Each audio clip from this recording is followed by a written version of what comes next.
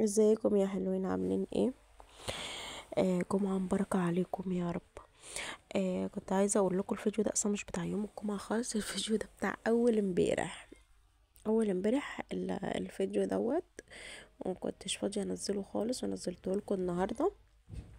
انا كنت قايله لكم ان الخميس والجمعة دوت انا بعمل فيه اكلي، يعني اكل بسيط، ومش بعمل فيه اكل علشان ده مش يوم اجازة جوزي اصلا، يعني دوت مش يوم اجازته، وانا بحب اليومين بتوع العيال اللي بيبقوا قاعدينهم اجازة اقعد معاهم ملهيش نفسي في المطبخ. ف... فالفيديو ده بتاع اول امبارح. انا اصلا بقيت محتارة ومش عارفة انزل لكم ايه، يعني انا حاسة ان انتوا اكيد زهقتوا من المطبخ، يعني زهقتوا من المطبخ ومن الاكل ومن الشرب، واكتر حاجة الواحد بينام ويصحى عليها زهقان منها. انا مش عارفه بصراحه اعمل لكم جديد ايه. انتوا مثلا حابين اعمل لكم ايه حاجه جديده بدل روتين المطبخ؟ آه الناس بس اللي ما تعرفش ان انا بعمل المكرونه البشاميل ازاي، هقول لكم بس على الحته ديت. انا بعمل المكرونه البشاميل من غير بيض ومن غير جبنه موزاريلا ومن غير اي نوع جبن، يعني من غير اي نوع جبن. انا بعمل المكرونه بعمل البشاميل مجرد لبن ودقيق، وبعمله بسليق المكرونه.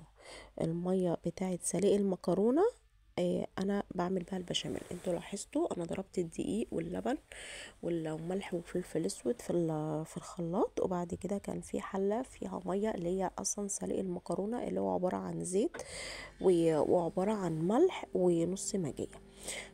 جيت خدت الخليط دوت وحطيته على السليق بتاعه المكرونه، اقسم بالله بتبقى احلى مكرونه بشاميل ممكن تاكليها.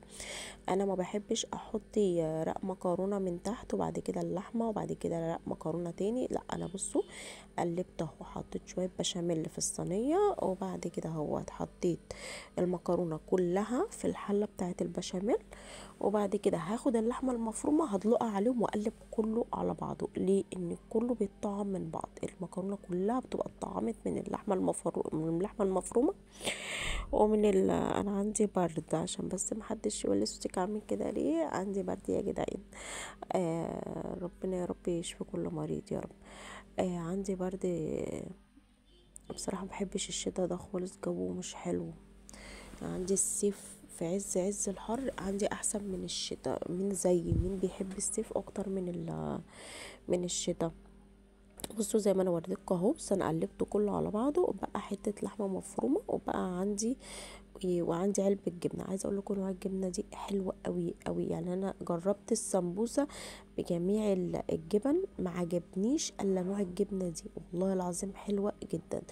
وقلت لكم تلزقوا بقى السمبوسه بنشا، معلقه نشا ومعلقه ميه، تلزقوا بيها السمبوسه عشان ما تفكش منكم وانتوا بتقلوا. آم، برضو بحب السمبوسة بالجبنة اكتر من اللحمة. انا بعمل اللحمة دي عشان خاطر العيال، بس انا بصراحة بحب الجبن في السمبوسة اكتر. مين برضو بيحب السمبوسة كده في الجبن؟ آم، كنت بقول لكم ايه، بقول لكم عايزين نعمل حاجة جديدة، يعني انا يعني عايزين الفيديوهات اللي هي كل الفيديوهات في المطبخ. وطبعا انا مش بعلمكم اكل ولا اي حاجه، طبعا انا قلت لكم الموضوع ده كذا مره. انا بعيش معاكم يومي وبعيش معاكم الروتين بتاعي، مش اكتر ولا اقل. فعايزين نعمل حاجه جديده، يعني حد يقول لي مثلا نعمل حاجه جديده بدل الاكل والشرب، يعني عرفوني برضو. انتوا عارفين ان انا لسه جديده في الصفحه يعني، ومش عارفه ايه المفروض الجديد ان انا اعمله، ولا انتوا عشان ما تزهقوش وما تملوش. وكمان بلاحظ في مشاهدة عالية على الفيديوهات، يعني في مشاهدة كتير بس ما فيش تفاعل، يعني ما حدش بيعمل لي لايك، ما حدش بيديني رأيه في التعليقات، ما حدش انتوا فاهمين قصدي؟ يعني في مشاهدة بس ما فيش تفاعل. ف... فانا حاسة ممكن يكون ما فيش تفاعل علشان مثلا في الملل اللي هو على طول جايباكوا في المطبخ وقاعدة بعمل معاكوا اكل، فممكن ده يكون مزهقكوا. فقولولي مثلا على حاجة جديدة اعملها لكم، يعني عرفوني عشان ما بقاش مملة وامل لكم معايا. طبعا حابة اشكر كل الناس اللي متابعاني، كل الناس اللي عامله لي متابعة، وحابة اشكر كل الناس اللي بتعمل لي لايك، والناس اللي بتجبر بخاطري بكلمة حلوة. آه طبعا كلكم على راسي، وحابة اشكركم كلكم. ف يعني اللي حابب يخليني ان انا استمر يعني، وحاسس آه يعني صفحتي ما فيهاش حاجه مثلا مضايقه حد، يعني مش بضايق حد، مش بعمل حاجه وحشه. فحابه ان انا استمر، فمش عايزاكوا يعني حابه ان انا استمر وحباكوا تستمروا معايا. فقولوا لي مثلا على حاجه جديده اعملها، لا غيري يا موزين، بلاش دوت، اعملي دوت.